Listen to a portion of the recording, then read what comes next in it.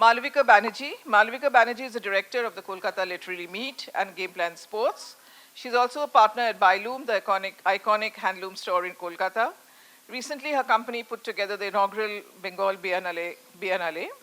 Malavika is seen floating between these events, enjoying the literature and the art, most of it in an exquisitely woven sari, as expected of her. Thank you, and over to you. Hi, good morning, everyone. That's one of the great joys of the Junior Kolkata Literary Meet, that they respond like that. And thank you all for being here. Thank you, teachers, for making the effort of bringing all these young readers to us. And thank you, Lee. We have been talking about doing Gerald Durrell sessions for, I think, 6 years now. I think I looked up my emails with you, Malavika, and my first one was in 2019. So we've been planning this for quite a long time. Thank you so much for making the centenary a little more special for us by coming here with all his books and a new book, which we shall discuss a little later. So I wanted to start with this whole magic of Gerald Durrell and his childhood. We have a young audience here, so what was the first moment at which Gerald Durrell realized that he has this special ability, a superpower to talk? I guess it's called a superpower, right? When somebody does something obsessively for a lifetime. So what was that moment he realized he had this superpower where he could see animals through a very, very special lens?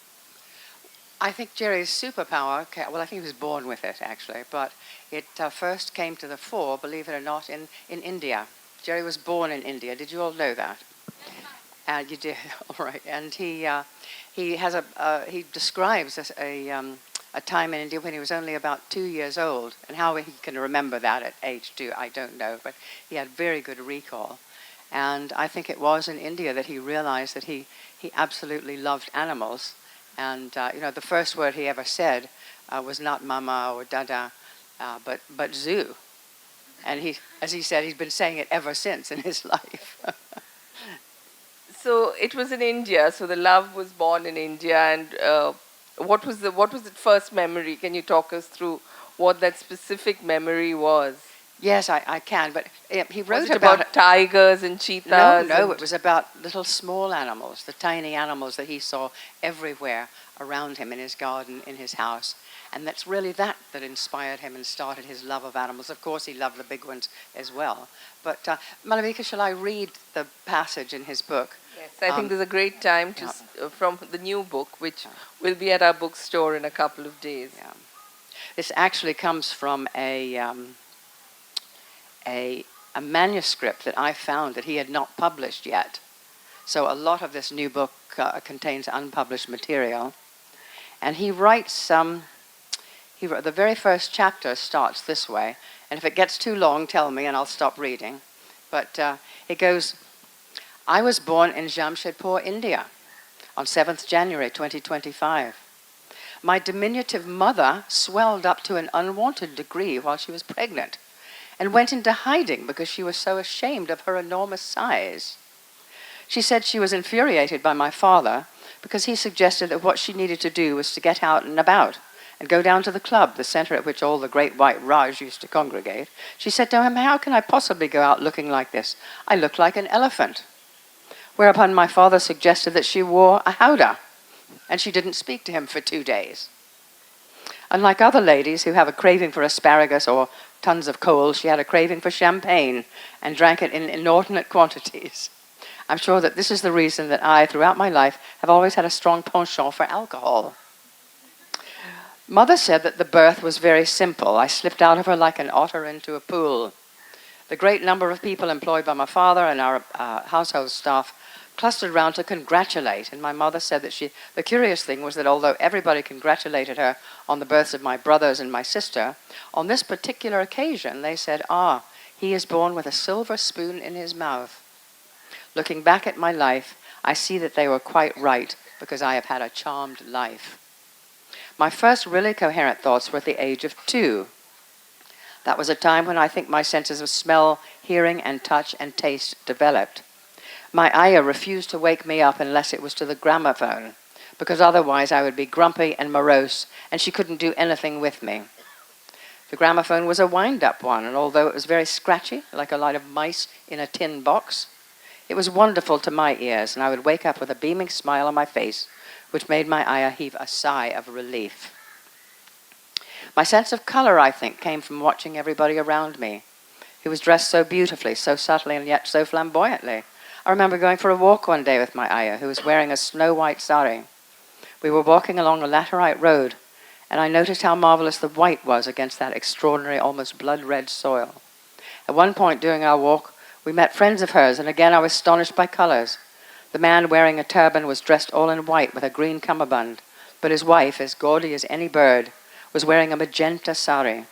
I was riveted by it, and it's remained one of my favorite colors. I left my ayah, bent on a long gossip, and wandered to the edge of the road where there was a shallow ditch in which were 2 slugs. To me they looked enormous, but they were probably only 3 or 4 inches long.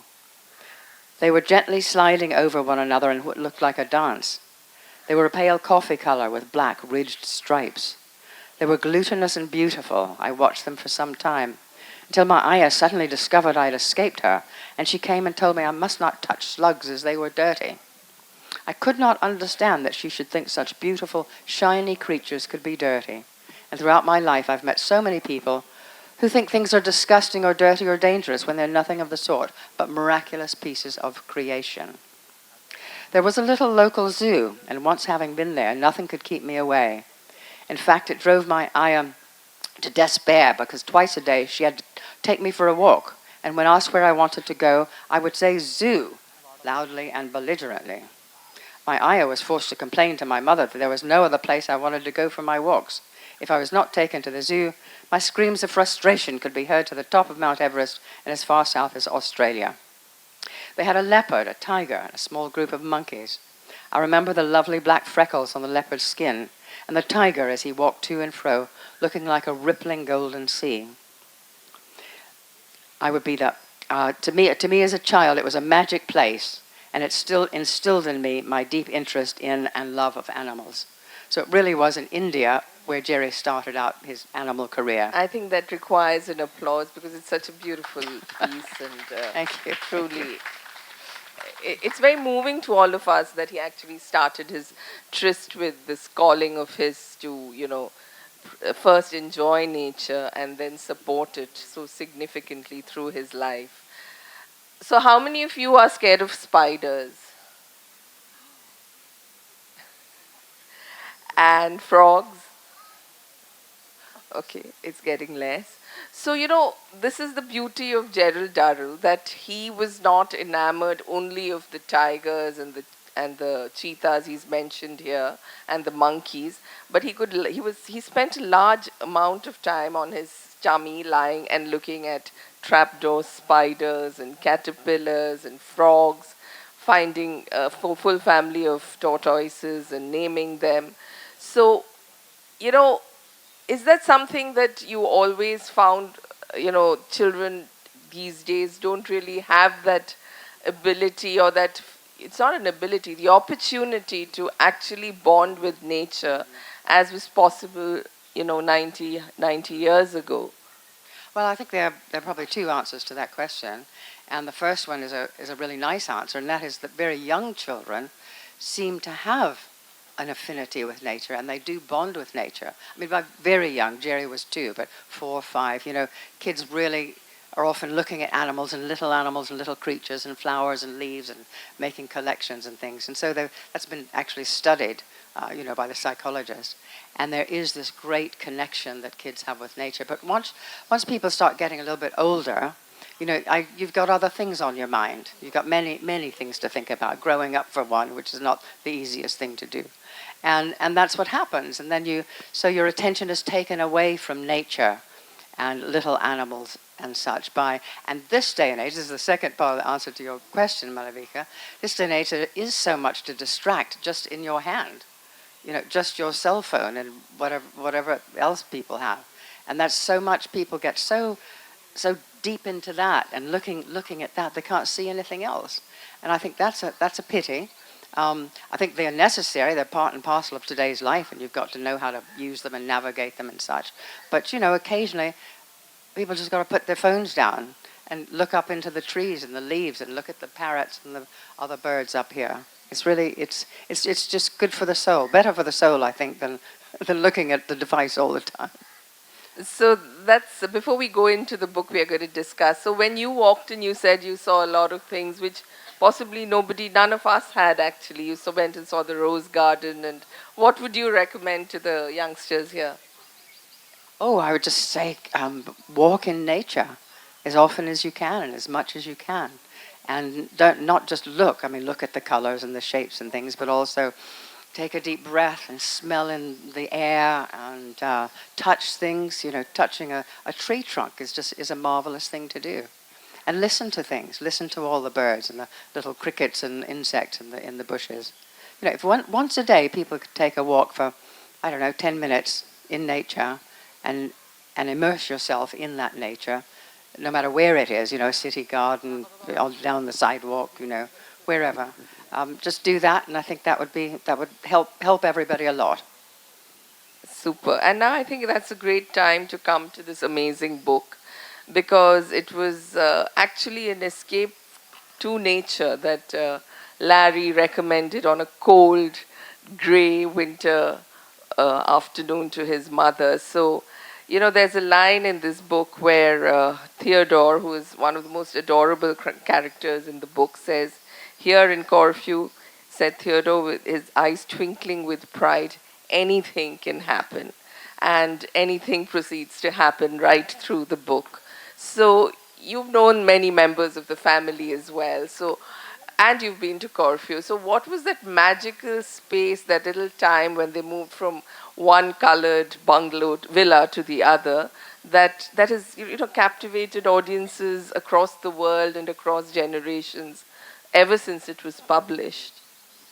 A magical moment. There were so many magical moments in Corfu, but Corfu itself has an amazing personality. It's a beautiful place. Okay, there are lots of tourism developments and such, and Jerry saw those much later after he wrote the book, and he was really, really upset by those.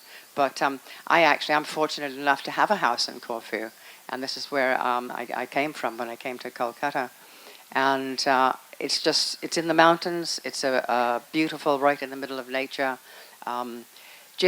Jerry and the family, though, they went in the 1930s, and things were pretty much different then. There was really not very, there was not modern life. They had to look hard to rent a house that had good plumbing. And but Jerry is just everything he saw was magical to him. And he had the great good fortune to be able to write about it and to communicate it to us and to later generations of readers. But it's hard to put your finger on one thing, Malavika. As Theodore said, anything can happen. And I guess that he did hit the nail on the head, Theodore. So when you spoke to them later about this period and about the book, what was it that they all found so magical about the place?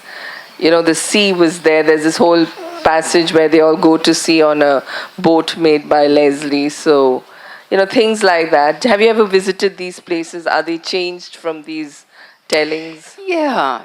I've visited some. I have seen, if you remember from the book, they lived in 3 different beautiful villas. And there's only 2 of those left. One of them is owned privately, and most people can't see it. I had a friend who let us in. A beautiful, beautiful place overlooking the sea. But the other one, probably the most beautiful one, called the Snow White Villa, the last one they were in, is now very run down and ramshackle, and nobody's looking after it. And it belongs to an old Corfiat family, and Corfiat families do not like to part with their land and their property, so they don't. He's not going to sell it, but he's also not going to fix it up. So that was kind of sad to see that. But the place where I live is really very similar. It's a couple of 100 years old. It was abandoned when Colin and I bought it, but we've been working on it for the last 6 years, and it's now home. And we were locked down there during COVID. And really, Corfu, we were very lucky in Corfu because there was very little of the pandemic there. And at the time, while we were there, we were adopted. We were adopted by 2 dogs and 3 cats. And now it's really difficult to go anywhere else. I'm lucky we've got a house sitter and a cat sitter who sends me little pictures every morning of the dogs and cats. So while we're here in Kolkata, somebody's looking after the animals. But to us, it's just a magical place. It's a place I could be with my animals and in nature. We keep a garden, of course. And I feel very fortunate, very lucky. Did you have a question? I can't remember. No. This was the question that, what really made it so magical and how it is right now. I mean, how much it has changed. So, yes. Now, going back in time to the time of the story. So, I have read it at their age and I read it now. So, back then it was the animals that really leapt out of the story and, Quasimodo and Achilles and the trapdoor spiders. Today, when I read it, I realize that all these animals, for instance, I was so fascinated by the trapdoor spider, and it's so beautifully written, the part where he and Theodore go and he, with a little penknife, opens the trap and they look in, and then, they realize that these circles, which look so odd on the ground, are, actually the homes of these spiders. So today I could go to YouTube and actually see a little film on that. So we actually just now dissed the devices, but actually they're also great allies. So is that one way in which children can, actually be incentivized to rediscover nature? You mentioned when they're young, they do have that ability to, really have a communion with nature, but they lose that by the time they reach school. So do you think there is a way to actually marry the book and and modern tools like YouTube? Yeah, I think you're absolutely right about that. And I think what's required is a sort of a curiosity. If a young person has the curiosity, my goodness, you can find anything through the internet. And YouTube is fantastic. It's got everything.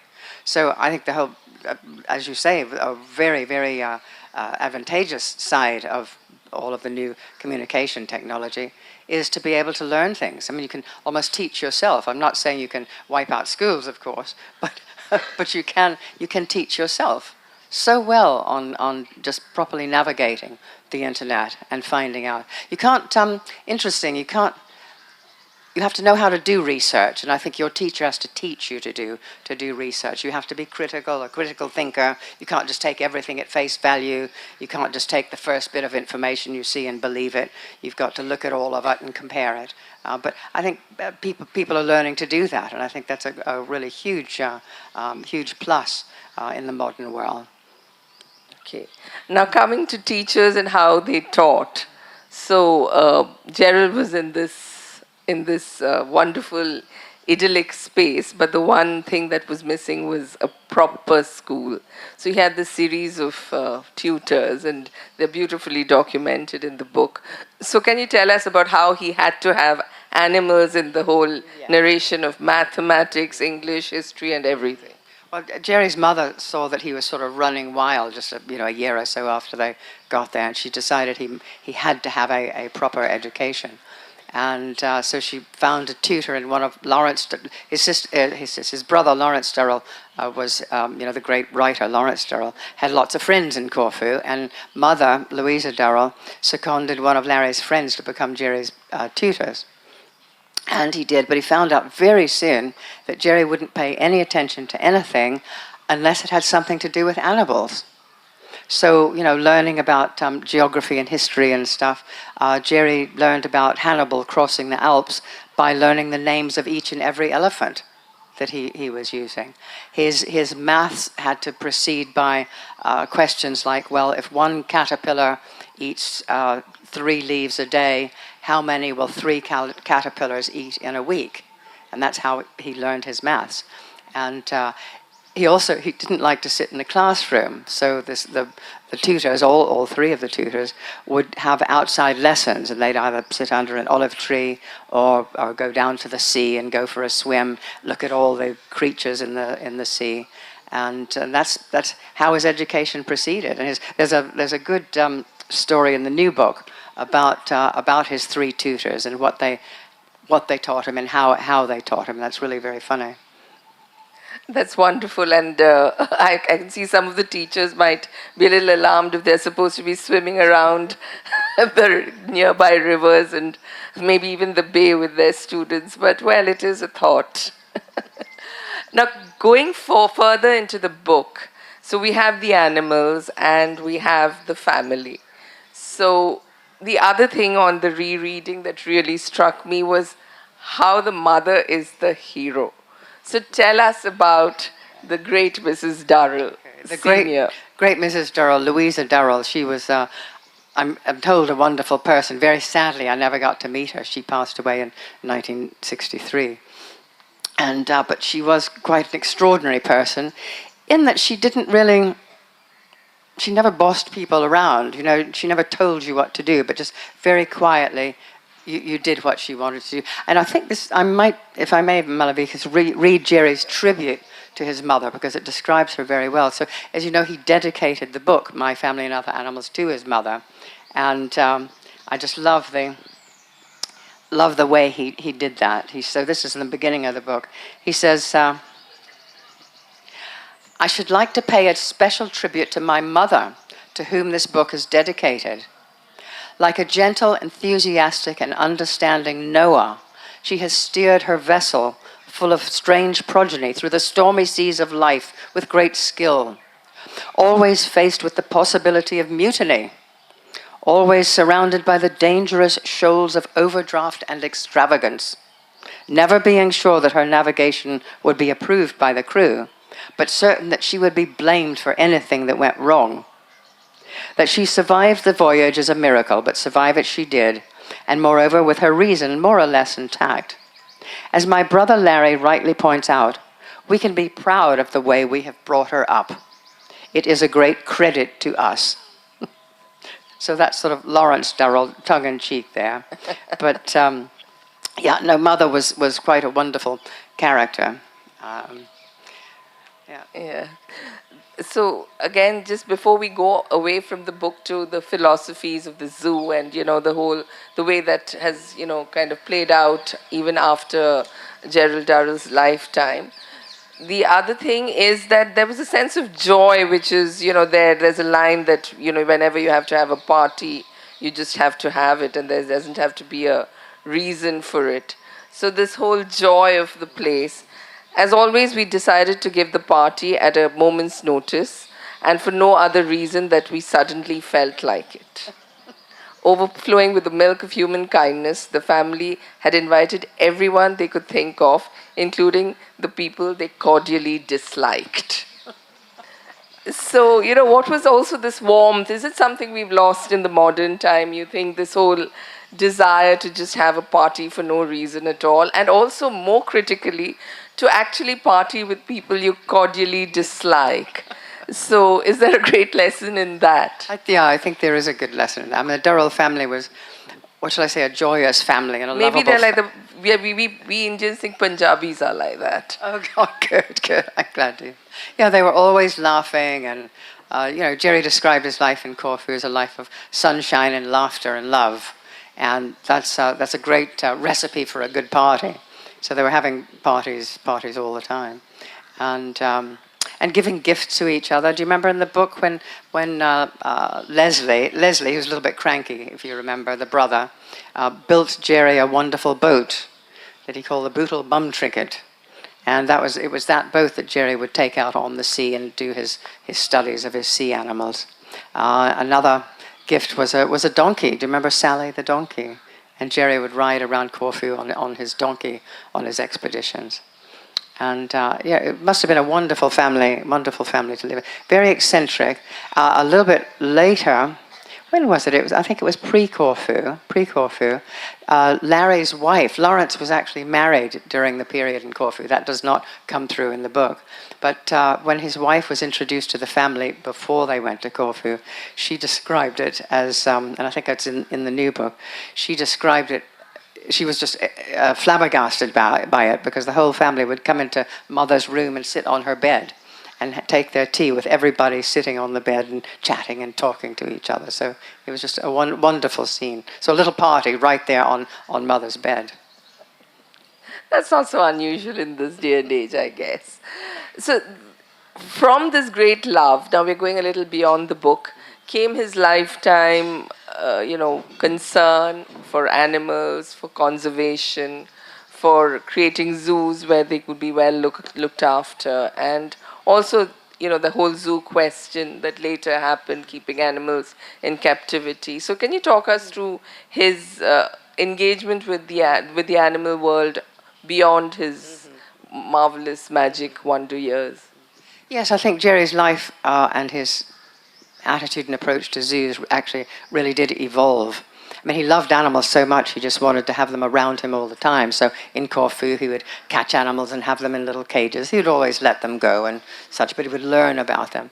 And what he did after Corfu to be able to continue his life with animals was to capture animals for zoos. He went on expeditions around the world. So his first books were actually about his travels to West Africa and his travels to South America and all of the animals he encountered and captured and brought back and sold to zoos. And he would sell them so that he could then have enough money to go on his next expedition, so in order to keep his hand in with all the animals. But, what he saw during that period was very distressing to him. The zoos at that time were hardly any more than menageries, and they didn't really know how to look after animals. And sometimes the people would say, well, he would bring his animals back and they would die very shortly. He'd looked after them for months and months when he was in the bush, but they would come back. The zoos didn't know how to look after them. And whenever they would die and Jerry would complain to the zoos, they would say, oh, dear boy, don't worry, there are plenty more where they came from.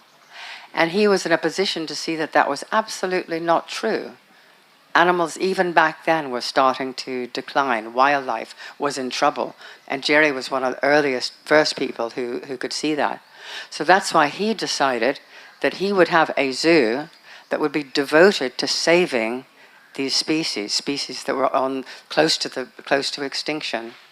And that's exactly what he did. And ours was, it was set up, well over 60 years ago. And it really was a pioneer in what let's call zoo conservation, showing that zoos could actually contribute to the saving of wildlife, the saving of habitats, working with local people and community conservation, we now call it. And we really were pioneers. And a lot of, we set good examples, so a lot of zoos have followed the lead. But in my opinion, probably not enough have followed the lead. So before I throw it out to, get questions from the young readers here, I have a quick, short answer session. We call it a quick fire round, rapid fire round, I think, yeah.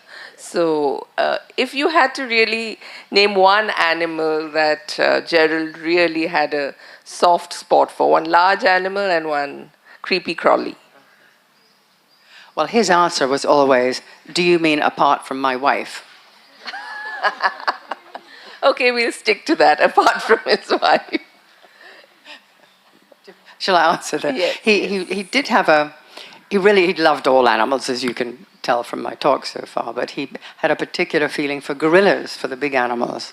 And we had, from the very beginning at the zoo, we got a young gorilla. And believe it or not, back then you could actually purchase gorillas from pet shops, which is just unthinkable today. But that's in fact how we got Napongo, our first gorilla.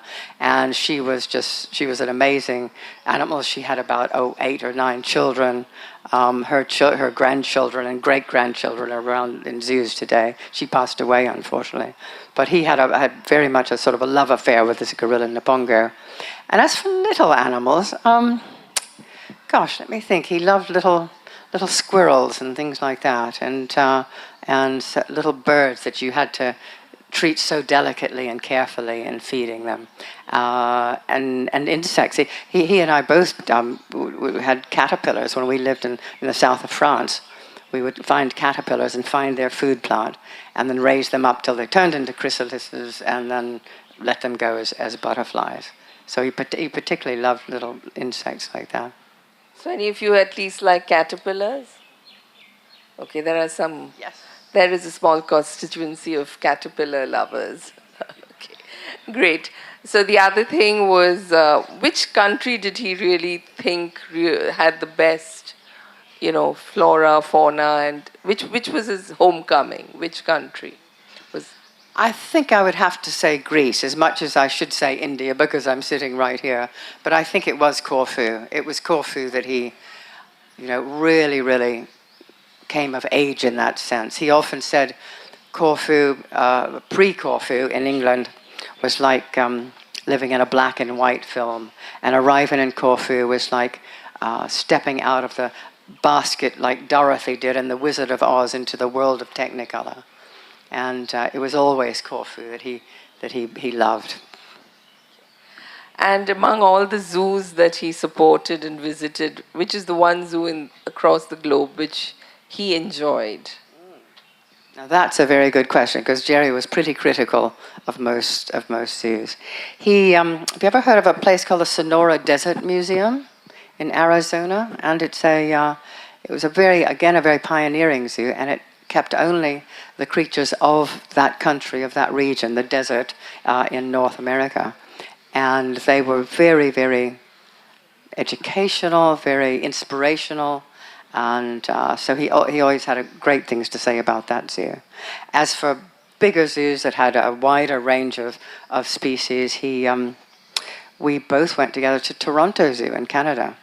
Really a very, very fine zoo. So, but for the most part, he was always rather critical.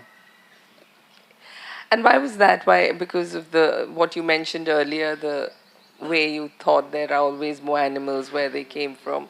Was that all a lifelong concern for him? It's a lifelong concern that animals be treated properly in captivity. If they had to be in captivity in a zoo because they needed to be for breeding purposes, for conservation purposes and all that, that's one thing. But if they didn't have to be there, it was our duty to treat them absolutely properly and to learn about animal welfare.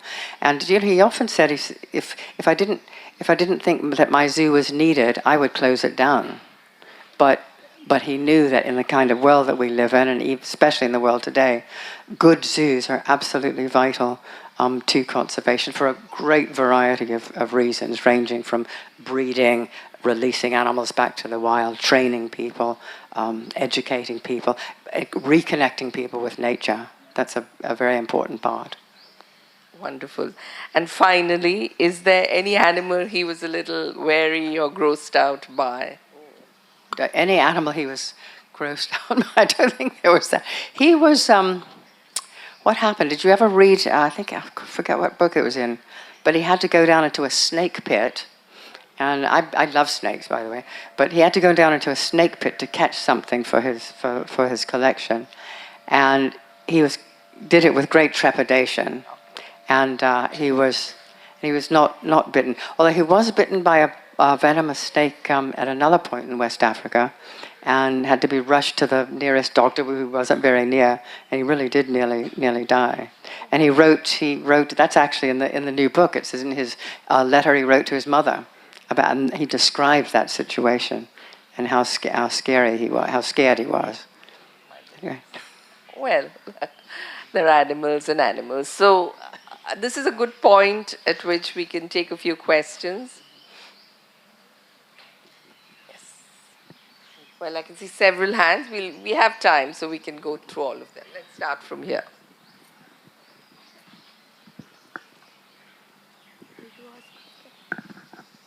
Good morning. This is Audipra Ghoshal from Delhi Public School, Howrah. I would like to ask that what is the role of what is the role of us as students to prevent the extinction of animals? Great. What's our role as students? How can we prevent the extinction of animals?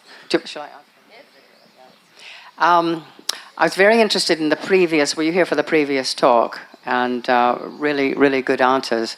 As students, you can be active in communicating the need to prevent extinction and why it's important that we have a biodiverse planet, why we have to have all these different and varied things. So communicate that whatever way you can, building websites, writing, whatever.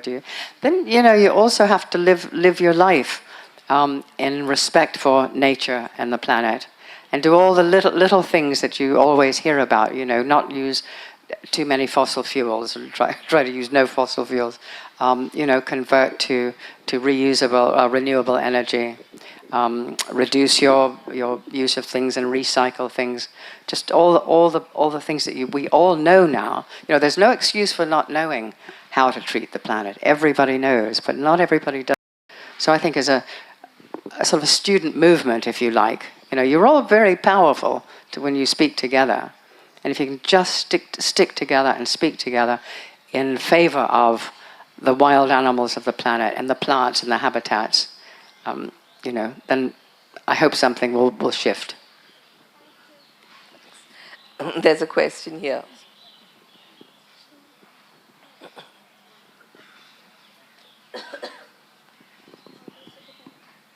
Can you just help her with the mic?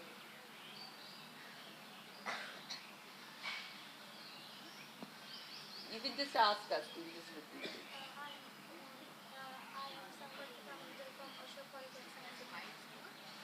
You take my mic. Hello. Yes, ma'am.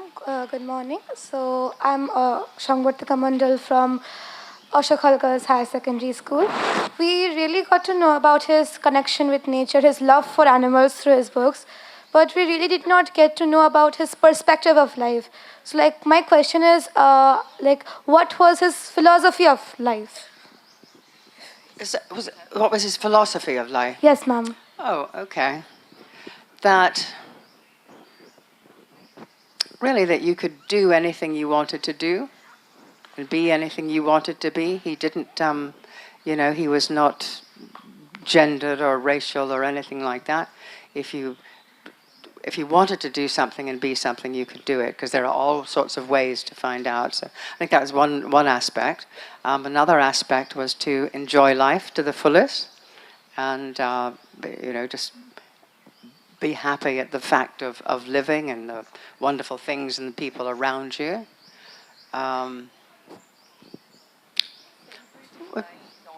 Yeah. It's a celebration of life. That's what I mean. A celebration. Celebrate life in all of its forms, whether they're the little creepy crawlies or big creatures or people, giant trees, little trees. Celebrate it because it's life, and know that it's very precious, and it really is not to us to damage or destroy it. Thank you, ma'am. Yes, there's a question from an eternal student.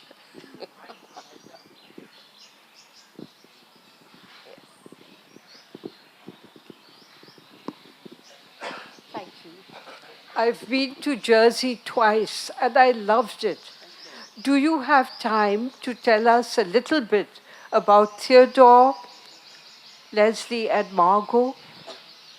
Thank you. All right, thank you for that question. It's about Jerry's siblings, as well as his wonderful mentor, Theodore Stephanides, whom I had the great privilege to meet when he was an old man. But Theodore was saying, Jerry described him as, and this was Jerry's greatest accolade, he said he was someone with a wide spectrum mind. So Theodore studied everything, almost knew about everything. He wrote poetry, he wrote science, he was very funny, he had a great sense of humor. And Jerry said if he could wish for a certain childhood for children, it would be to have a mentor like Theodore Stephanides. And he really was a very eclectic and kindly man. He was a doctor as well, And Margot, Jerry's sister, I knew her very well. And she was kind of, well, she was like she was in the book. She was very kind of fey and a little bit otherworldly, and very trusting of everybody. And it was just, fun to be with. Lawrence was, I knew him well. He lived in a little cottage in France where he wrote his famous book, The Alexandria Quartet. And then he sort of hit the jackpot with that and decided to move to a bigger house.